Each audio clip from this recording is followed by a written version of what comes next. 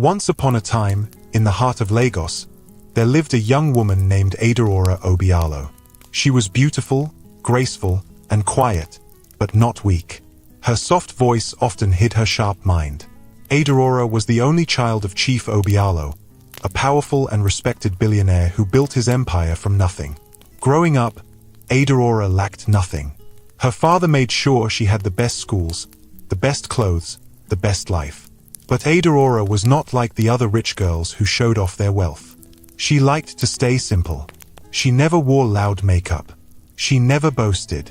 She always watched people quietly. And now, after her father's sudden death, she was watching everyone even more closely. The funeral was grand. The streets of Victoria Island were blocked. Rolls-Royces lined the roads. Men in agbadas and women in flowing lace filled the compound. Drums beat softly as the body of Chief Obialo was lowered into the ground. Adorora wore a long black gown and dark glasses. Her eyes were hidden, but behind the shades, tears flowed. As the last handful of sand dropped on the coffin, Adorora stood still. Everyone else had stepped back, but she didn't move. Not until she heard the voice behind her.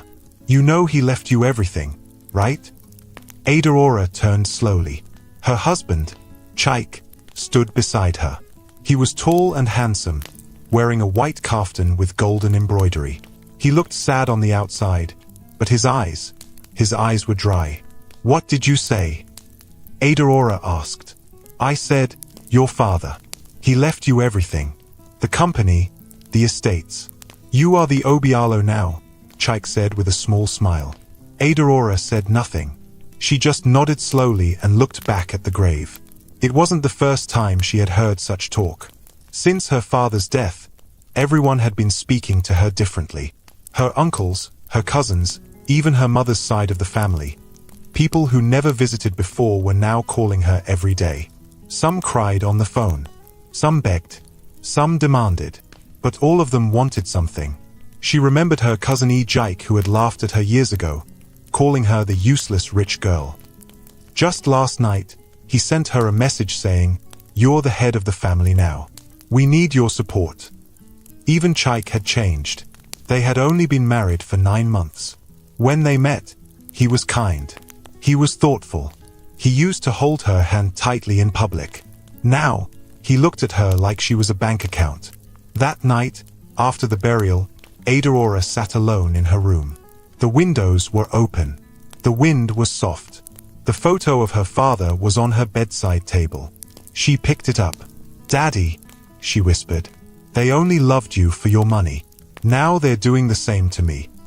She sat for a long time in silence. Then, slowly, an idea began to grow in her heart. "What if I wasn't rich?" she said out loud. Her eyes lit up. She sat up straighter. "What if I lost everything? What would they do then?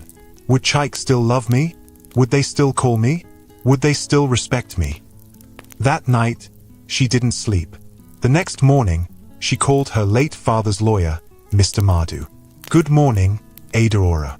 I was just going to call you," the old man said. "I need your help," she said calmly. "I want to hide my wealth. I want everyone to think I've lost everything." Mr. Madu paused. "Why would you do that?" "I need to know who truly loves me," Adorora said. "I need to know the truth." "Are you sure about this? The plan is risky. It could change everything." "I'm sure," she replied. And so, the plan began. Adorora signed documents that moved all her assets into secret trusts. Her accounts were closed. Her shares in the company were transferred under a blind trust. Properties were seized by the bank as part of a staged debt scandal. Even her mansion in Ikoyi was sealed off by a team of hired actors pretending to be EFCC officials. The news spread like wildfire. Obialo Empire collapses after death of founder. The headlines carried her face. TV stations ran breaking news all day. Calls poured in. Some friends tried to act concerned, but Adorora could hear the judgment in their voices. "So sorry about what happened. I didn't know the company was so unstable. Iya, will you be okay? Chai, life is truly unpredictable." But no one asked how she was feeling. They only wanted to know what she still had left. The worst call came from her uncle. "I hope you can still support the village project," he said bluntly. "I just lost everything," she replied. "Yes, but you were the one your father trusted. Don't tell me you're now broke." Adorora ended the call without another word. The only person who hadn't said anything yet was Chaik. He didn't even ask her what was going on until 3 days later. By then, she had moved into a small rented flat in Soryulir. It was a far cry from the mansion she had lived in. No servants, no cooks, no security guards. One small room, one bed, one chair. Adorora sat on the bed, looking out the window when Chaik walked in. "Is this a joke?" he asked. Adorora looked at him. "No." He laughed dryly. "So, you're telling me we're broke?" "We're not broke," Adorora said slowly. "I am." "Same thing," Chaik snapped. "We're married." Adorora watched him carefully.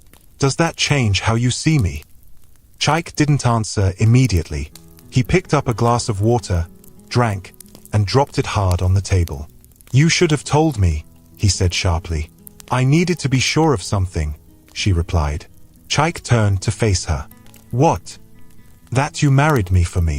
Not for my name. Not for my father's money." His face changed. His eyes narrowed. "So this was a test." Adorora didn't speak. "You brought me into your life, into your world, and now you want to see if I'm loyal." She nodded slowly. Chaik walked towards the door, paused, then turned back. "Let's see how long you last." And he walked out. That night, Adorora sat in her room, her head leaning against the wall. She held her knees close to her chest. Her phone was silent. No messages. No missed calls. No one cared anymore. But she didn't cry. She stared at the darkness and whispered, "Let the test begin." The first night in the small Soryulir flat was cold.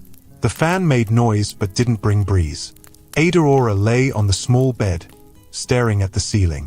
She could still feel her father's hands holding hers, his voice saying, "Don't ever let this world change your heart." But the world was already doing just that. In just 1 week, she had lost everything on the outside. Her house, her cars, her friends. But what hurt most was the change she saw in Chaik. The man who once kissed her forehead every morning now walked around like she was a mistake. The next morning, Adorora woke up early and made breakfast, plain bread and tea. It felt strange. In her father's house, breakfast came in trays with fruits, eggs, even flowers. But now, she was spreading margarine on sliced bread with shaky hands. When Chaik came out from the other room, his eyes went straight to the food. "This is what we're eating?" he asked with a frown. "It's what we have," Adorora said gently. He hissed and sat down. "You could have at least added eggs," he muttered. "There's no money yet for eggs," she said, trying to smile. He looked up sharply. "No money? Are you not the same Adorora Obialo?" "I told you," she said slowly, "everything is gone. This is real." Chaik threw the bread back on the plate. "Then maybe you should call those people who froze the accounts. Do something. This life is not for me." Adorora stood up and walked into the tiny bathroom. She didn't want to cry in front of him. That day, she sat by the window, thinking. Her phone stayed silent again. None of her so-called friends checked on her. Nobody asked where she had gone. No one cared that the heiress of the Obialo Empire had vanished into thin air. Later that evening, Chaik came home with a nylon bag. He threw it on the table and said, "Bought noodles. Make it fast. I'm starving." Adorora nodded. "All right." She boiled water, added the seasoning, and watched the steam rise from the pot. She felt strange. Not because she couldn't cook. She had learned to cook years ago. But because Chaik didn't even say thank you. She placed the food before him. Chaik ate fast. Not a single word. When he finished, he looked at her. "I need cash tomorrow." "For what?" she asked. "For transportation. Or do you want me to trek to the office?" She hesitated. "I only have 1,000 left." Chaik stood up. 1,000? Are you joking? No. That's all, she whispered. Chike laughed coldly. You're really useless like this. Adorora blinked. What did you say? He picked up his bag. Forget it. I'll find a way. You think this suffering life suits you? Let's see how long you last. And again, he left. Adeora's hands shook as she picked up the plate. She walked slowly to the sink. As she washed it, tears dropped into the water. But she didn't make a sound. Later that night, she sat on the floor and whispered to herself, he doesn't love me. He never did. Days passed. The rent was paid for only 1 month, and the food in the cupboard was reducing fast. Adorora tried to ask Chike for help, but each time, he gave her the same reply. Ask your father's ghost. On the 5th day, they had a fight. Adorora sat in the room, going through a notebook where she was writing down her daily spending. She wanted to be sure she used every naira wisely. Chike came in, sweating. No light again, he said. Yes, I noticed, Adorora replied. And no fuel in the gen, he added. I didn't plan for fuel money today. He walked to her, stood in front of her. You're enjoying this, aren't you? You want to punish me. No, Adorora said quietly. I'm punishing myself. But I need the truth. And the truth is, you're not the man I thought you were. Chike's face twisted. You planned all this just to watch me suffer. I planned this to see who will still hold my hand when everything is gone. He turned away. You're selfish. You call this love. You married me because you loved me, right? Chike turned back and looked straight at her. I married you because of your name. Because of your father's money. That's the truth. Adorora felt like the air had been kicked out of her chest. He added, and now that all that is gone, what's left? This tiny flat? This empty life? You! She stared at him in silence. He shook his head. You better wake up, Adorora. Because if you think I'll carry your shame with you, you're dreaming. That night, Adorora didn't sleep. She just sat by the window, listening to the sounds of motorcycles, generators, and crying babies in the neighborhood. The next day, she decided to go out. She needed to clear her head. She wore a long skirt and plain top, tied a scarf around her hair, and locked the door. She walked slowly down the stairs of the apartment building. As she reached the bottom, someone called out, Madam Adorora. She turned. It was an old woman from the flat beside hers. You day go out? The woman asked with a kind smile. Adorora nodded. Yes, just to breathe small. Make you no stay too long. Sun day hot. Adorora smiled faintly. Thank you, Ma. She stepped out and began to walk. The roads were rough. Dust filled the air. Hawkers shouted. Buses honked. Children ran barefoot. She felt like she was in another world. As she crossed a narrow road, her phone rang. She looked at the screen. It was her old friend, Uchichi. Her heart jumped. Maybe someone finally cared. Hello. Adorora, is it true? Uchichi asked quickly. What? That you're poor now? Adorora paused. Yes. Silence. Then Uchichi said, I wanted to invite you for my bridal shower, but I don't think you'll feel comfortable. The girls attending are, you know, on a certain level. Adorora smiled sadly. It's fine. All right. Take care. The call ended. Adorora dropped the phone into her bag. Her eyes were wet, but she didn't cry. She turned back. She was tired. Tired of trying to explain. Tired of hoping someone would understand. As she walked up the steps to her flat, her slipper caught the edge of a loose tile. Her leg twisted. She screamed. And then, everything went black. When Adorora opened her eyes, the first thing she saw was white light. A fan turned slowly on the ceiling. She couldn't move. She tried to sit up, but pain shot through her spine. She gasped. A nurse rushed in. Madam, please don't move. Where am I? Adorora asked in a shaky voice. General Hospital. You fainted and fell. Some neighbors brought you. My back. It hurts. The nurse looked nervous. Madam, the doctor will explain. A few minutes later, the doctor walked in. A middle-aged man with kind eyes. Good evening, Ada. I'm Dr. Emeka. I'm very sorry, but I have to give you some hard news. Ada held her breath. You had a bad fall. The lower part of your spine is damaged. Right now, your legs can't move. Ada blinked. What do you mean? You are currently paralyzed from the waist down. Her lips trembled. You mean, I can't walk? The doctor looked away. We'll still run more tests. But for now, yes. You'll be in a wheelchair. The words hit her like thunder. She turned her head to the side. The tears came slowly. Hot. Silent. The doctor placed a hand on her shoulder. We'll do everything we can. She nodded slowly. Hours later, Chaik came into the room. He stood by the door, holding his phone. They said you fell, he muttered. She turned her face to him. I can't walk, she whispered. Chaik didn't move closer. I'll be in a wheelchair, she added. Chaik scoffed. So, first you lose the money, now you lose your legs. Adeora's eyes widened. Maybe God is punishing you for testing people, he said coldly. Chaik. He walked closer. You think I signed up for this? A broke, crippled woman. She covered her mouth with her hand. The pain in her heart was worse than the one in her back. You'll be discharged soon, he said. Don't expect me to carry you around. He left. Ada lay in the hospital bed, her hands shaking. She looked at her legs. They didn't move. She closed her eyes and whispered, This is more than a test now. This is war. The day Ada was wheeled out of the hospital, the sky looked grey. The clouds hung low, and everything felt cold. She sat in the wheelchair quietly, staring ahead as two nurses helped her down the ramp.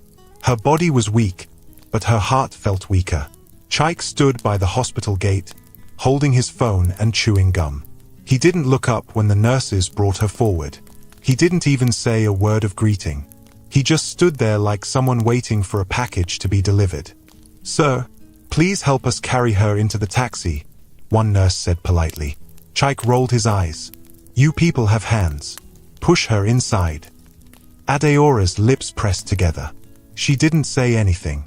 She had cried enough in the hospital. She had cried when she first realized her legs were no longer working. She had cried when Chaik visited only once in 4 days. And she had cried the most when she saw the way he looked at her now, like a broken object. When they got to the flat, Chaik opened the door and stepped inside. He didn't wait to help her in. Ada struggled to push the wheels over the small step at the entrance. The pain in her arms made her wince. Her body was still healing. The doctor had warned her not to strain too much. The wheelchair got stuck. Chaik, she called softly. He was already sitting on the couch, scrolling through his phone. Chaik, please help me. He sighed loudly. Must I do everything now? I can't lift it over the step. He stood up slowly, walked over, and without saying anything, grabbed the handles and pushed the wheelchair inside. There, he said, letting go quickly. Ada wheeled herself to the corner and looked around. The room felt smaller than before. Everything looked darker. She could feel her life closing in. Chaik picked up the remote and turned on the TV. So what now? He asked without looking at her. What do you mean? What's the plan? He said, still watching the screen. You can't walk. You have no money. You can't even work. Ada swallowed hard. The doctor said I'll start physiotherapy next week. Chaik scoffed. With which money? I'll find a way. He turned to her slowly. Ada, you're not the same person I married. She nodded. I know. He stood up and faced her fully. And I'm not sure I can keep doing this. She stared at him. Doing what? Pretending, he said sharply. Pretending to care. Pretending this is a marriage. Ada looked down at her lap. Her fingers began to tremble. You used to be someone, he said coldly. A big name. Obialo's daughter. People respected you. Now, Look at you. I'm still the same person inside, she said softly. Chaik laughed. Inside? Do you think inside pays rent? Do you think inside cooks or walks or brings money? She opened her mouth to speak but closed it again. There was nothing left to say. I didn't sign up for this, Chaik added, walking back to the couch. Adorora turned her chair and slowly wheeled herself to the bedroom.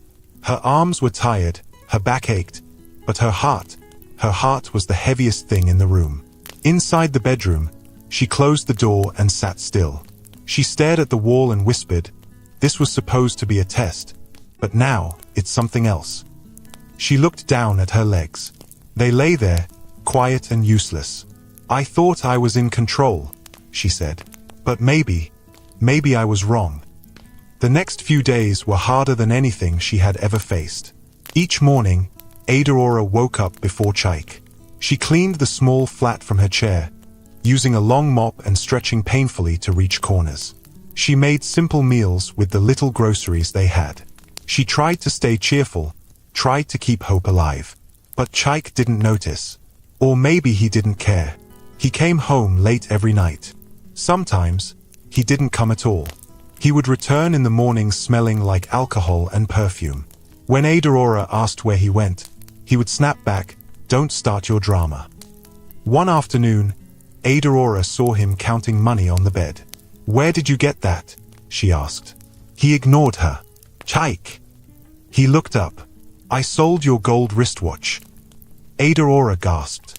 "That was my father's gift." Chaik shrugged. "You're not using it. We need money." "You didn't ask me." "Ask who? You think you have power here? You can't even move your legs." Adeora's chest tightened. He stood and walked out. She sat alone for hours, staring at the empty spot on the wall where her father's portrait once hung. She had hidden it the day she fell, but now she wished she could talk to it. "Daddy," she whispered, "I thought I was strong. I thought I could find out the truth. But I didn't know the truth would hurt like this." Her eyes filled with tears again. One evening, Chaik brought a visitor to the house. A slim woman with long fake lashes, wearing a tight dress and heavy perfume. Adorora was in the room when she heard them laughing in the sitting room. "Your place is small but cozy," the woman giggled. "Yeah, don't mind it," Chaik replied. "I'm just here temporarily. Once business picks up again, we'll move." Adorora rolled herself to the door and opened it slightly. She could see them sitting close. Too close. "Your wife doesn't mind?" the woman asked in a low voice. "Mind what?" Chaik said. "That one doesn't know what's happening around her." The woman giggled again. Adeora's hands gripped the wheels tightly. She backed into her room and closed the door. Later that night, she confronted him. "You brought a woman into our home," she said as he changed his shirt. "She's a friend. Friends don't touch knees and whisper in corners." Chaik turned sharply. "Are you monitoring me now? This is still my house." "Really?" he snapped. "You think this dump is yours? You think you're still in Ikoyi?" Adorora looked away. "You don't own anything anymore," he said cruelly. "You're just a broken woman stuck in a chair." She felt her chest rise and fall with pain. "You didn't even ask if I was okay when I came back from therapy today," she said quietly. "I didn't have to. You're still breathing, right?" Adorora said nothing. "You're lucky I haven't left you yet," Chaik added. That night, she slept with her back to him, tears soaking her pillow. Weeks passed. Each day became harder. The physiotherapy was painful. The doctors encouraged her, but progress was slow. Her legs remained numb. Her arms grew stronger from pushing the chair, but her heart remained tired. One morning, after Chaik left the house, Adorora tried to stand. She grabbed the wall and pushed herself up, using her arms. Her legs shook. Pain shot through her spine. She collapsed. She lay on the floor, breathing hard, her face pressed to the cold tiles. She whispered, "I will not give up." Slowly, she dragged herself to the bed, used her arms to climb up, and sat there panting. Her phone rang. It was her aunt. "Ah, Adorora. Long time," the woman said. Auntie, good morning. I heard you had an accident. Iya. Yes, I'm getting better. Good. So, your cousin needs help with school fees. Adorora blinked. I don't have money right now. Silence. So the news is true? You're truly broke. I'm fine, Auntie, but I can't help now. Ah, God help you. Oh, it's not good for a woman to be helpless. Take care. The call ended. Adorora looked at her phone and laughed bitterly. The laugh turned into a sob. She whispered, Nobody is calling to ask how I feel. They only call to collect. She dropped the phone and stared at the ceiling. That evening, when Chaik returned, he threw a plastic bag at her. Eat. I brought food. She opened it.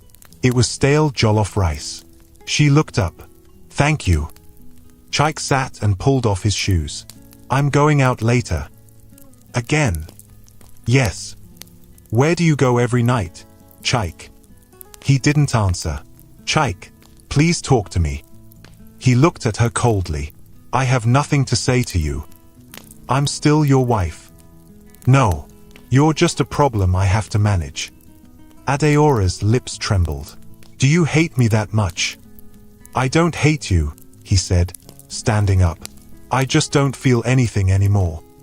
And he walked out. That night, Adorora sat by the window.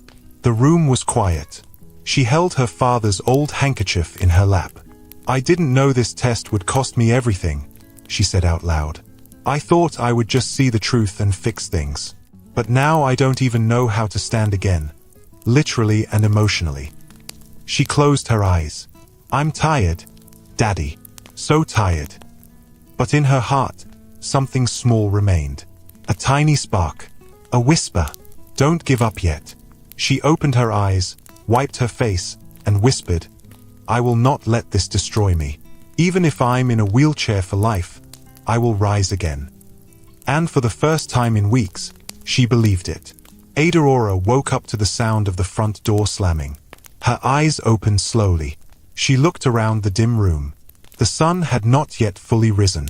The air was quiet. Only the sound of her wall clock ticking filled the space.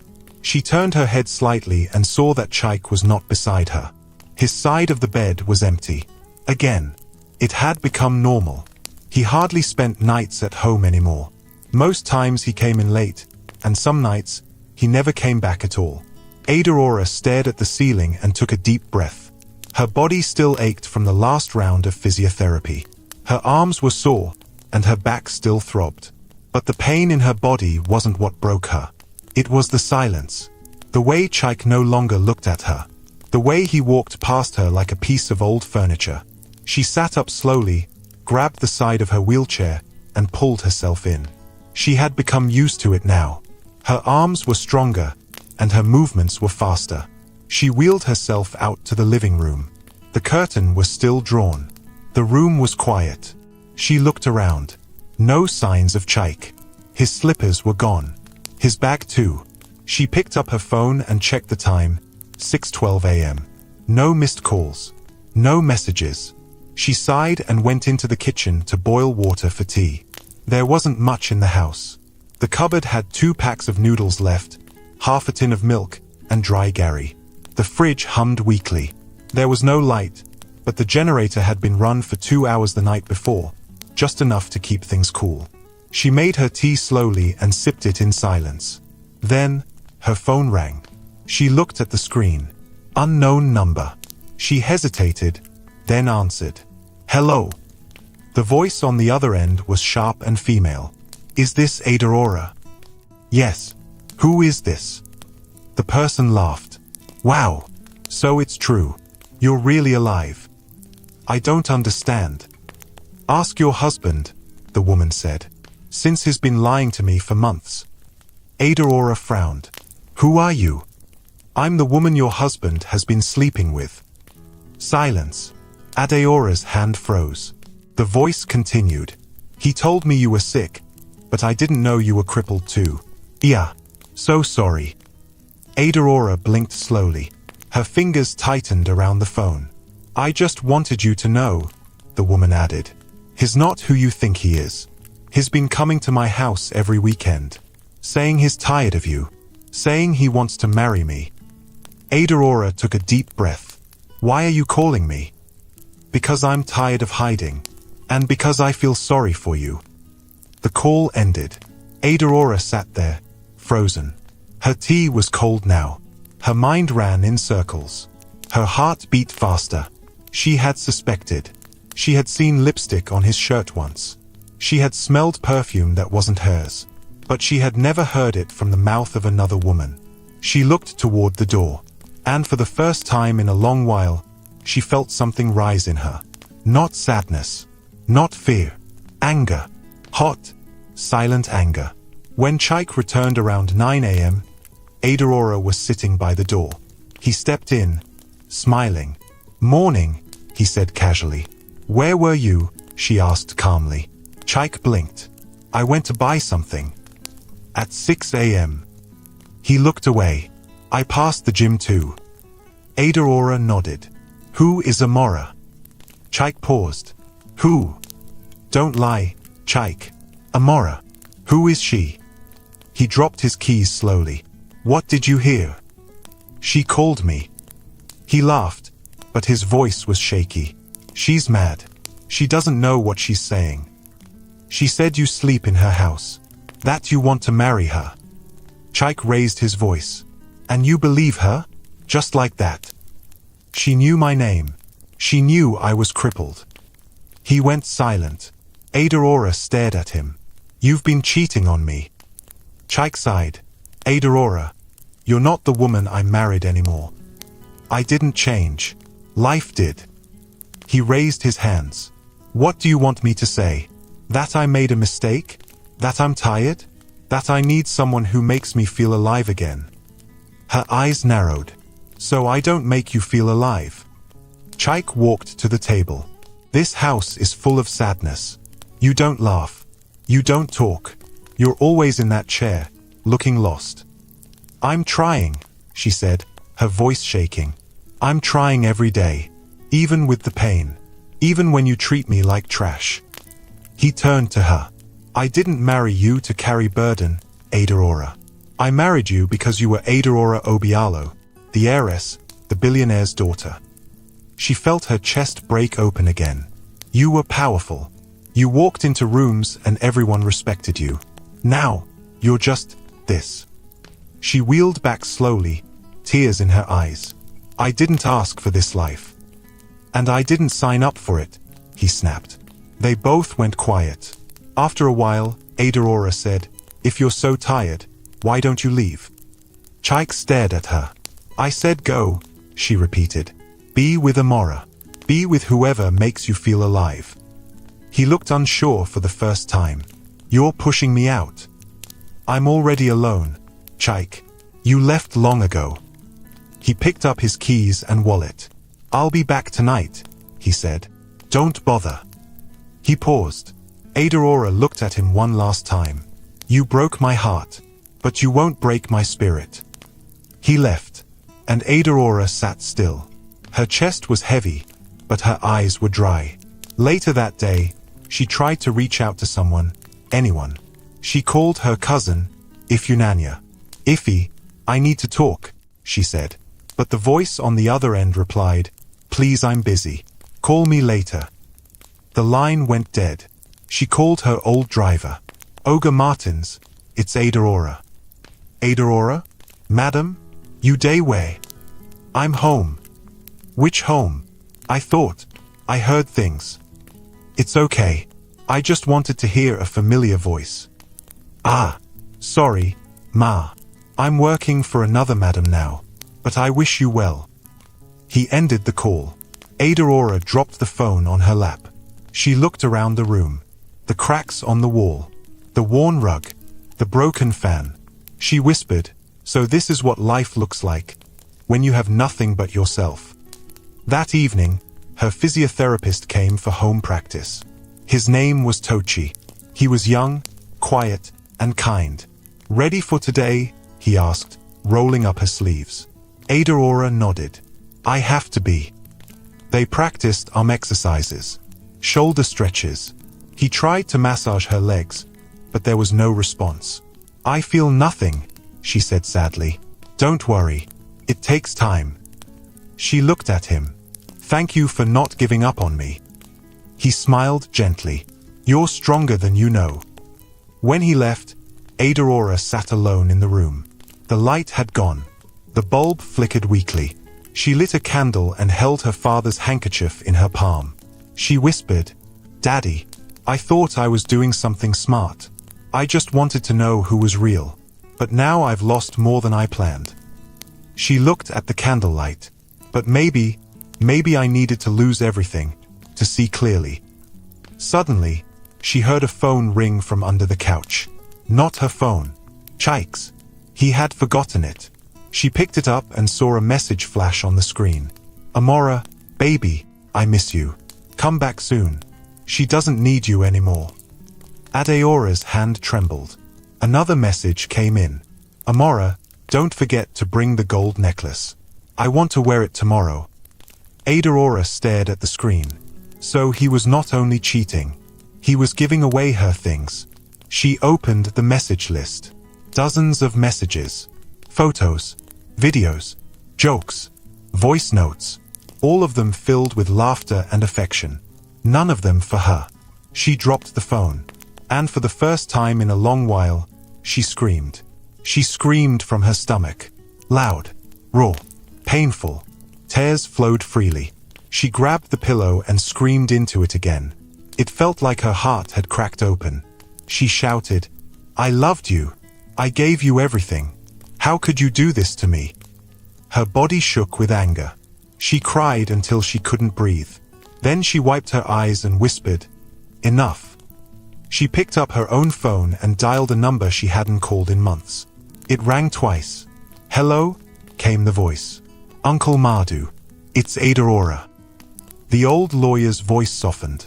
"Aurora? My dear, it's been so long. I need your help. Say it. Anything. I want to change the will." Silence. "I want to cut out my husband. I want to protect what's left. And I want you to come see me tomorrow." The lawyer cleared his throat. "Are you sure you're ready?" "Yes. I've seen enough." He paused. "Then I'll be there." She ended the call. And for the first time in weeks, Aurora felt something rise in her again. Not anger this time. Fire. Not the fire of hate, but the fire of strength. She wheeled herself to the window. The night breeze touched her face. She whispered, "They think I'm finished. But I'm just getting started." The next morning, Aurora was already awake before the sun rose. Her eyes were open, but her body didn't move. She had not slept much. Her pillow was still damp from last night's tears. Everything she read on Chaik's phone was still fresh in her mind. Amora's voice notes, the stolen gold, the pictures of them together like a couple in love. Aurora lay there quietly, listening to the sound of water dripping from the tap in the bathroom. Every sound in the house now felt louder, sharper. Even the creaking of the door felt like someone shouting in her ears. She heard the front door open. Chaik was back. She didn't move. She waited. She listened to the sound of his slippers brushing the tiled floor, the jingle of keys as he dropped them on the table, the loud yawning he always did when he came back from somewhere he wasn't supposed to be. Then he opened the door and stepped in. He smelled of perfume. Not hers. The same one from the other night. Aurora slowly turned her head to look at him. He paused. "You're awake?" She didn't answer. He walked to the wardrobe and pulled off his shirt. Traffic was mad. "I almost slept at my guy's place again." Still, she said nothing. Chaik looked at her. "You're not talking." She slowly sat up. "I saw your phone." His hand froze. Aurora continued, "Amora sent you messages. She said she misses you. She said I don't need you anymore. And she asked for the gold necklace my father gave me." Chaik turned around. "You went through my phone." "You left it here," she said. "I read everything." Chaik rubbed his forehead. "You had no right." Adeora's voice rose slightly. "No right? You brought another woman into our lives. You lie every day. You cheat. You steal from me. And now you say I had no right. He looked away. You don't understand. I don't understand what? He threw his shirt on the bed. Life is hard, Adorora. You think it's easy for me to carry this new version of you? You can't even stand. I go to work, I come home, I feed you, I take care of this house. And you sit in that chair and watch. I sit in this chair, she said, her voice shaking, because I fell while trying to survive in the poor life you never helped me adjust to. He shouted, I didn't marry a cripple. Silence. The air stopped moving. Adorora blinked slowly. Chaik turned around, breathing heavily. I'm tired, Adorora. I'm tired of pretending that I'm okay. I'm tired of seeing you like this. She lowered her eyes. Then why are you still here? He stepped closer. Because I thought maybe, just maybe, the old Adorora would come back. The rich one? She asked. He nodded. She stared at him for a moment. She's gone. He exhaled loudly, picked up his bag, and left the room. Adorora sat there for a long time. Her hands rested on her lap, her face calm, but inside, everything was shaking. She felt something crack inside her. Something that used to hold her together was breaking apart. A knock came at the door. She wiped her eyes quickly and wheeled herself to the sitting room. She opened the door. It was Uncle Madhu, her late father's lawyer. He looked older than she remembered. His white beard was longer, and his eyes looked sad when they saw her in the wheelchair. Adorora, he said softly. Uncle, she whispered. He stepped in and hugged her. I'm so sorry.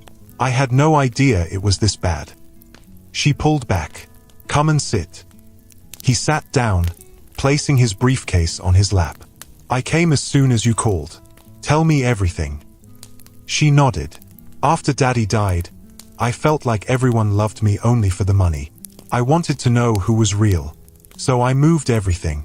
I made it look like the Obialo Empire crashed. I became poor, just to see. Uncle Madhu was quiet. She continued, now I know. My husband doesn't love me. My family disappeared. My friends left me. I'm alone. He leaned forward. Adorora, it was a risky test. I know. But I understand why you did it. She nodded. That's why I want to protect what's left. I want to update my will. Remove Chaik. Freeze any access he has. And I want to take back the house in Ikoyi. He opened his briefcase. We can do all that. But are you ready for what comes next? I am. He handed her a document. Sign here. She took the pen and signed slowly. When he finished packing up, he said, Adorora, your father would be proud of your strength. Don't let pain stop your purpose. She smiled faintly. Thank you. He left. A few minutes later, Chaik returned. He looked at her. Who was that? My father's lawyer. What did he want? To update my will. Chaik paused. Adorora met his eyes. I removed your name. He laughed. What? I said I removed your name. He dropped his bag. You can't do that. I just did. He walked closer. You're angry. You're not thinking clearly. I'm very clear, Chaik. You don't love me. You love the comfort I used to bring. He shouted. I stood by you when you fell. You stood in the room. You didn't stand by me. He went silent. Adorora turned her chair. From today, you are a tenant in this house. Don't touch my things. Don't enter my room. Don't lie to me again. He laughed bitterly. You can't even walk, and you're making threats. She wheeled closer. I may not walk, but I still have power. He hissed and walked away. That night, Chaik didn't sleep in the house. The next day, Adorora went for physiotherapy. Tochi, her therapist, was waiting. Morning, he said gently. Morning. He pushed her inside and started their session. They worked on her arms, her lower back, and her fingers. Then came leg stimulation. Tochi placed her legs on soft foam rollers. "Any feeling today?" he asked. "No," she replied. He pressed her thigh. "Here." "Nothing." "How about here?" She gasped slightly. "Wait, I felt something." Tochi smiled. "Way back of my knee, like a pin." He nodded. "That's good news. That's something." Adorora smiled faintly. "Are you serious?" "Yes. We'll keep working." She held his hand. "Thank you." After therapy, she came home exhausted but hopeful. She had felt something. Even if small, it gave her hope. When she entered the house, Chaik was sitting on the couch. He was holding her wedding photo in his hand. She wheeled in and said nothing. He looked up. "We used to be happy." She didn't reply. "I remember this day. You wore that lace gown you loved. Everyone said we were perfect." She looked at the photo. "That girl is gone." He dropped the frame. "We can start again." "Why now?" He walked to her. "Because I miss you." She stared at him. "Do you miss me or my money?" "I made a mistake," he said. "I was scared. Everything changed so fast. I didn't know how to handle it." "You handled it by sleeping with another woman," she replied. "I'm sorry." She shook her head. "You're only sorry because you see I'm rising again." "No, I..." "Stop, Chaik. Please. I'm too tired to argue." He sat on the floor before her. "Adorora, I'm begging. Give me another chance." She looked at him. "What about Amora?" "It's over." She closed her eyes. "I don't believe you." He stood up slowly. "What can I do to prove it?" "Leave." He blinked. "What?" "I need peace. You're a storm. I can't heal with you around." He stood still. "I'll send your things to your brother's house. You can stay there." He turned and walked toward the door. Then stopped. "You know, you're stronger than I thought." She said nothing. He left. Adorora wheeled herself to the window and watched him disappear into the street. She whispered, "One less burden." She turned to look around the house.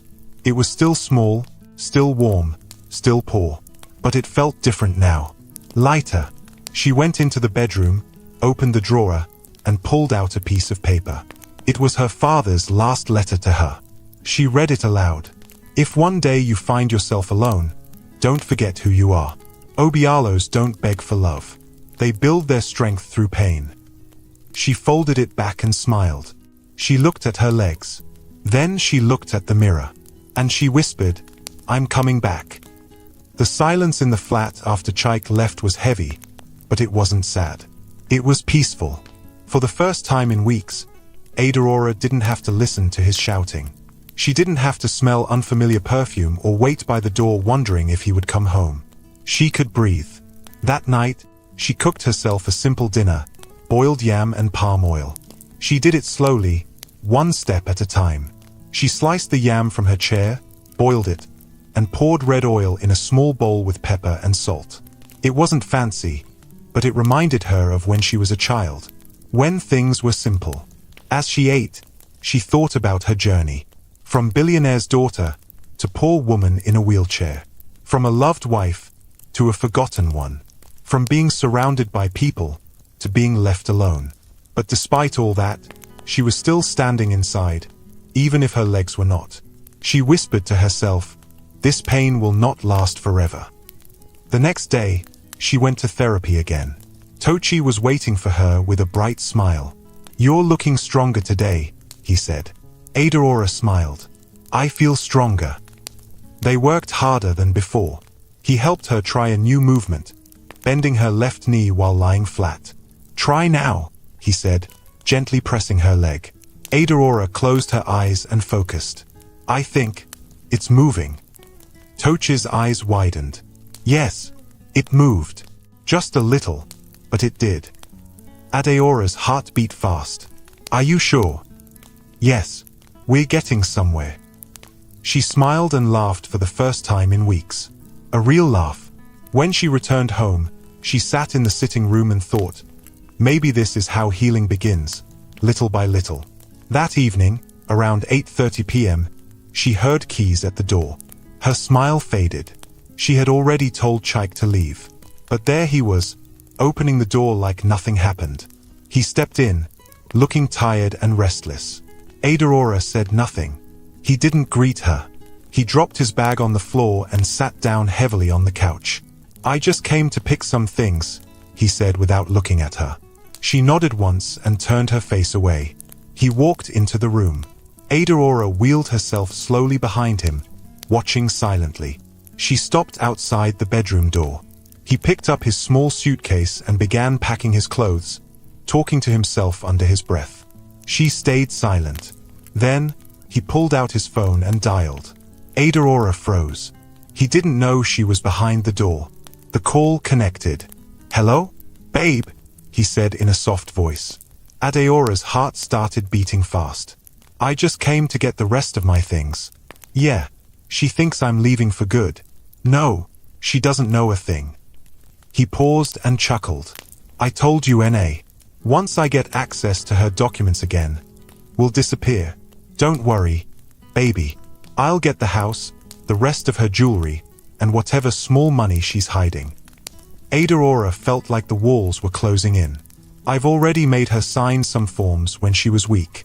She didn't read them. I just need one more signature. Then everything is mine." She couldn't believe what she was hearing. He had lied. He never left because he was sorry. He came back to finish what he started, to take what was left of her. "Yes, I'll pretend a bit longer. After that, I'll dump her and we'll move to South Africa or Ghana. Somewhere fresh." Adeora's hand tightened on the wheel. Her fingers shook, but her eyes were dry.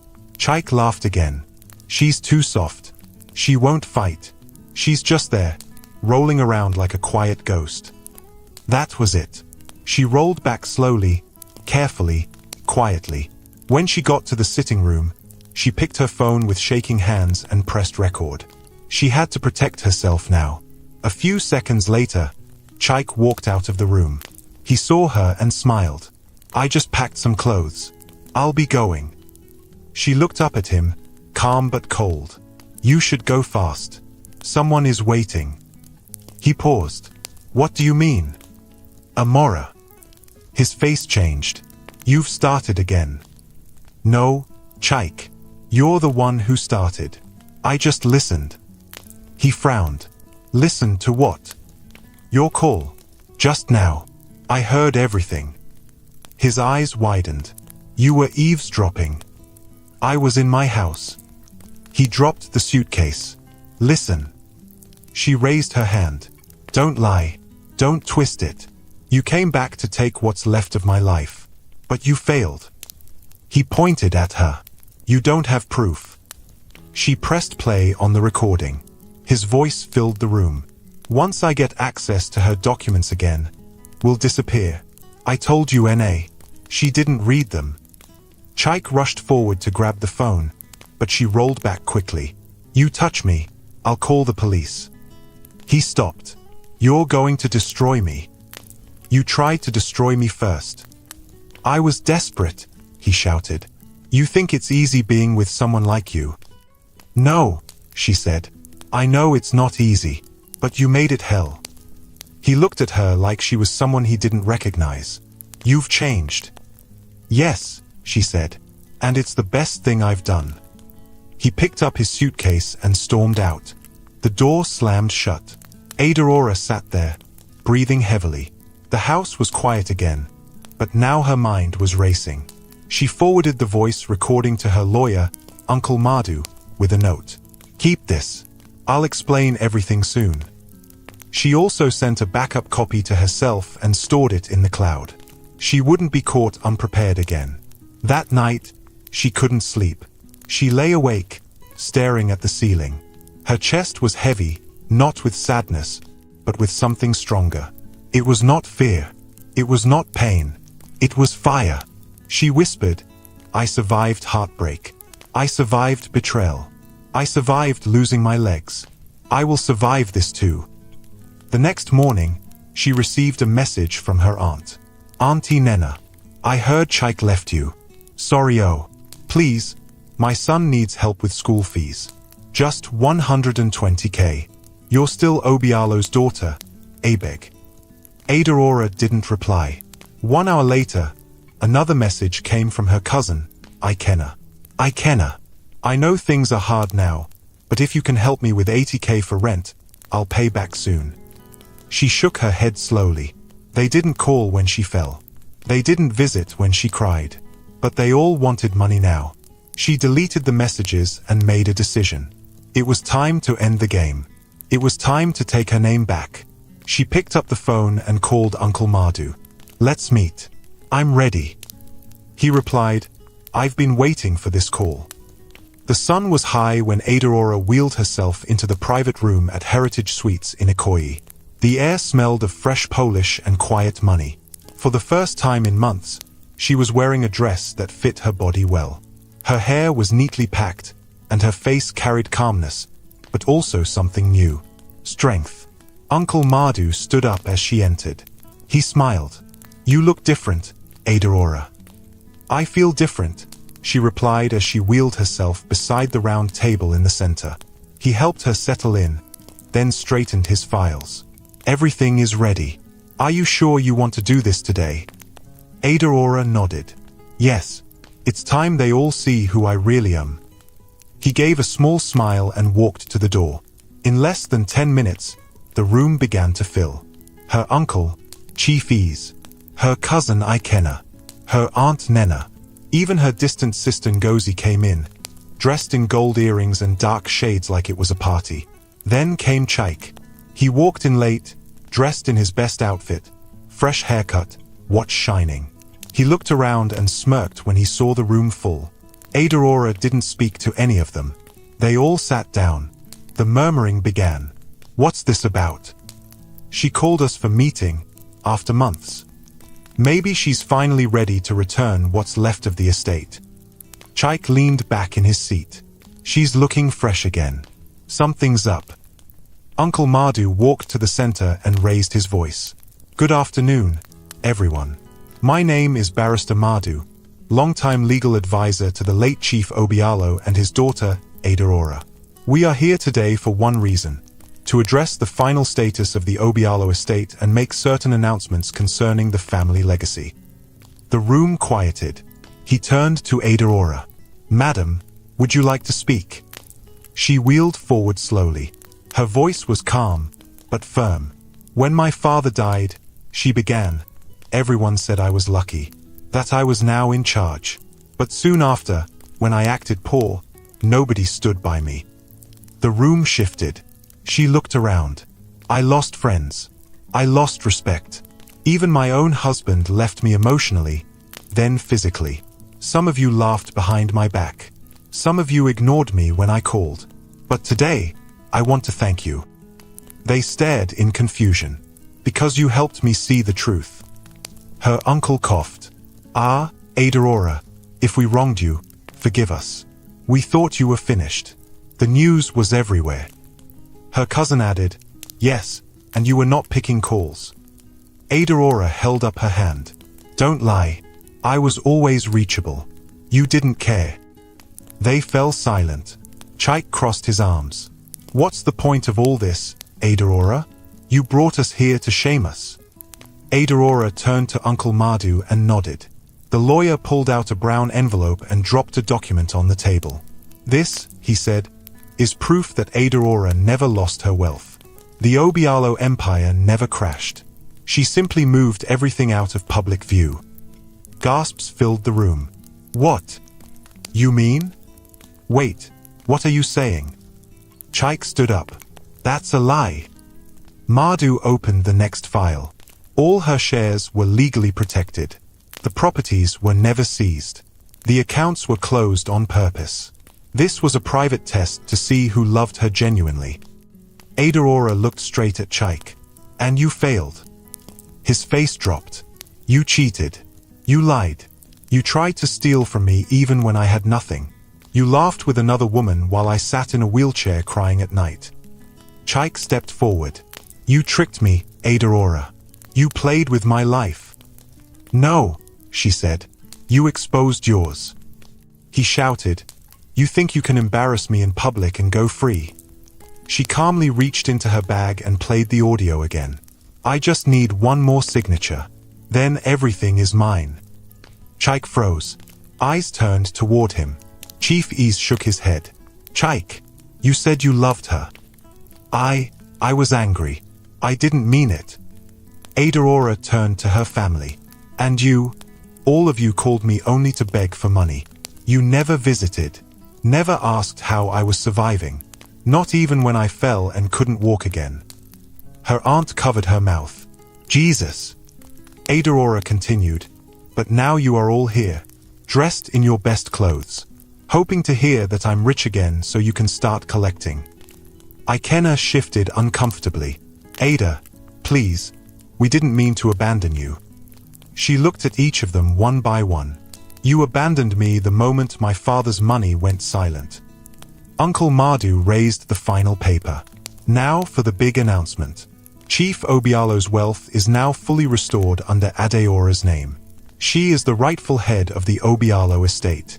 She has chosen to cut off anyone who showed greed, disrespect, or betrayal. The silence in the room became heavy. He pointed at Chaik. You are no longer recognized as her legal spouse. All assets connected to you have been revoked. Divorce papers are already signed and awaiting delivery. Chaik's mouth dropped. No, wait, Aurora. Please, I can change. You already did, she said. And not in a good way.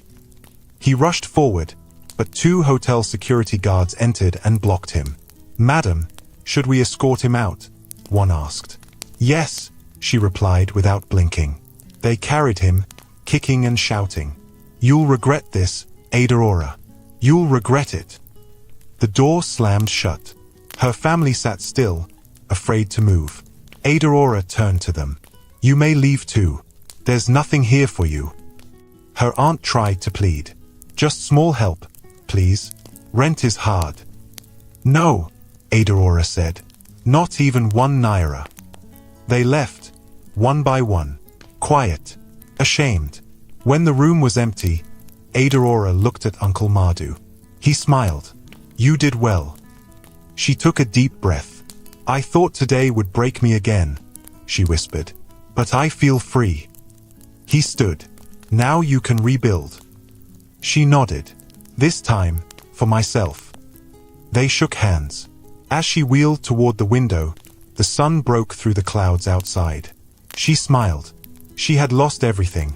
But now, she had herself again. The days that followed the big reveal felt like a new beginning for Aurora. She moved out of the small Sorulir flat and back into her late father's mansion in Ikoyi. The tall gates were cleaned. The dry fountain at the center of the compound was repaired. The inside of the house no longer felt like a museum of old memories. It felt alive again. But the biggest difference wasn't the house. It was Aurora.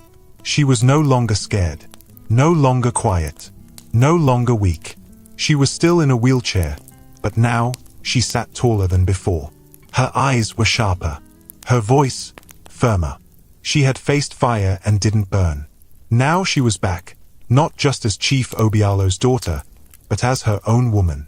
One Saturday morning, she sat at the edge of the garden, drinking papaya juice as the sun gently touched her face. Her new nurse, Nkechi, stood nearby, arranging her medicine. Are you in any pain, madam? Nkechi asked. Only the good kind, Aurora smiled. The kind that reminds me I survived. Suddenly, the guard walked up to them. Madam, there's someone at the gate. Says his name is Chaik. Aurora blinked. Nkechi asked quickly, should I tell them to send him away? Aurora stared at the gate for a few seconds, then said, let him in. The guard nodded and left. Nkechi looked concerned. Are you sure you want to see him? Aurora replied softly, yes. This is the part that must happen. A few minutes later, Chaik walked into the compound, slowly. His shirt was rumpled. His face looked tired. His eyes had dark circles under them. When he saw Aurora, he froze. She didn't move. She didn't greet him. He removed his slippers at the edge of the patio and stepped forward. "Aurora," he said quietly. She looked at him. "You're brave to show up." "I had to," he said. "I couldn't sleep." "I've had sleepless nights too," she said. "Many of them. Most caused by you." He nodded slowly. "I don't expect forgiveness. I just needed to see you. I needed to say something." "I'm listening," she said. He sat down on the grass in front of her wheelchair. He didn't talk immediately. Then he said, "I failed you. I broke every promise I made. I was weak, selfish, and wicked." Aurora said nothing. "I know I don't deserve your kindness. I don't even deserve this visit," he added. She still didn't speak. Chaik's voice cracked. "You gave me everything. You treated me with respect, even when life went hard. And all I did was treat you like trash." He looked down. "I became someone even I don't recognize." Aurora asked quietly, "Then why did you do it?" He looked up. "I thought your money was the only thing that made you valuable. I thought once it was gone, you had nothing left to offer. But I was blind." She raised her brow. "And now? Now I see that your strength, your kindness, your patience, they were the real wealth." He shook his head. "But I didn't see it then. And I hurt you. Badly." He wiped his face. "I didn't come to beg for a second chance," he added quickly. "I just wanted to say that I'm sorry. Deeply sorry." Aurora watched him. Then she said, "I used to think your silence hurt me the most. But I was wrong." Chaik looked confused. "What do you mean?" She leaned forward slightly. "The part that broke me was not the cheating. Not the insults. Not even the day you said I was just a problem you had to manage." He lowered his head in shame. "It was the way you looked at me like I was nothing," she continued. "Like I had no use. Like I didn't matter anymore." Her eyes started to water, but her voice didn't shake. "I would sit on that old bed, staring at the wall, and wonder what I did wrong. I gave you love. I gave you comfort. I gave you my heart." Chaik's eyes welled up. "I don't deserve any of it." "No, you don't," she said. "But I needed to tell you this, because I'm done carrying it." A single tear dropped down Chaik's cheek. Aurora looked at him and added, "You didn't just break my heart, Chaik. You tried to break my soul." Chaik bent down and cried into his hands. Real tears. Real pain. Not the type he used to fake when he wanted something. Nkechi looked at Aurora, her face filled with worry. But Aurora gave her a small nod. She was okay. Chaik sobbed louder. "I hate who I became. I don't want to be that man anymore." Aurora said softly, "Then don't be." He looked up. She continued, "Change. Be better. Not for me, but for whoever crosses your path next." He nodded, wiping his nose. "You're the strongest person I know." "I wasn't," she replied. "But I became strong, because I had no choice." He stood up slowly. "I'll leave now," he said. "Thank you for letting me in." Aurora stared at him, then said quietly, "You may leave. But the pain you gave me, it'll take time to fully go." "I understand." He turned around and walked away. As he reached the gate, she whispered to herself, "This is how closure feels." 1 week later, Aurora had her final physiotherapy session. Tochi was more excited than usual. "Let's try the frame again," he said. The frame was a metal walking device with arm support. It had been brought in 2 weeks earlier for balance training. Aurora slowly moved from her chair into the frame, her hands gripping the side bars. Tochi guided her legs gently. She looked at him. "Okay, ready." He nodded. "Lift your right foot, just a little." She focused. Sweat rolled down her temple. Then, with all her strength, she raised her right leg by a few inches. It touched the floor forward. Tochi smiled. "Yes, you did it." She gasped. "I did." "Yes." Then she lifted the other leg. Pain shot through her back, but she didn't stop. She took one shaky step, then another, then one more. and then she collapsed back into the chair. Tochi held her quickly. "You did it," he whispered. "You walked." Adora laughed through her tears. "I walked. Only a few steps, but for her, it was like flying." She wiped her face and whispered, "Thank you, God." Months later, Adora was sitting in the new boardroom of Obialo Holdings. The company had been rebuilt. The old staff had returned. Her late father's office had been cleaned and preserved, but she now used her own space. Her name was on the door. Adora Obialo, CEO. She no longer wore black all the time. Her clothes were bright, her face glowing. Her wheelchair was still there, but now, sometimes, she walked small distances with help. Her board members respected her not because of her father, but because of her courage. Her story had spread quietly. People whispered about it, but they also admired her. Her phone rang. It was her lawyer. "Adora," he said, "just letting you know. Your divorce case is officially closed. Everything has been processed." "Thank you, Uncle," she replied. After the call, she walked slowly to the mirror in her office. She stared at her reflection. She saw strength. She saw survival. She saw power. Then she whispered the same words she said the night she returned to Ikoyi. "I'm still here." She turned and walked back to her desk, her steps slow but steady. And behind her, the sun poured in through the tall window, lighting the floor beneath her feet.